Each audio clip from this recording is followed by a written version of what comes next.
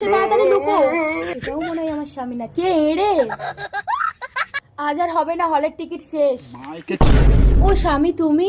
চলো কুরকানি, 7 দিনের জন্য দীঘায় বেড়াতে যাবো। একবার আমার কথাটা তোমার কোনো শোনো। কথাই শুনবো না, চলো তো। 7 দিন ভীষণ স্বামী, মজা হবে। একবার আমার কথাটা শোনো। তুমি কোনো কথা বলবে না কুরকানি, 7 দিনের জন্য দীঘায় যাবো মানে যাবো, বাস চলো। শালা তোর জন্য আমি আটকে গেছি, নইলে আমি চলেই যেতাম। আর আমি কি এখানে আমার শ্রাদ্ধ খেতে এসেছিলাম? হ্যাঁ ভাই, কি খাচ্ছিস? আজ 5 দিন কিছু খাইনি, একটু দে। না দেবো না, অল্প একটু মুতে খাচ্ছি। ঠিক আছে খোলো। না খেয়ে মরে যাবো, দরজা খোলো। 7 দিন পর বাড়ি ফিরে ভালোই লাগছে বলো।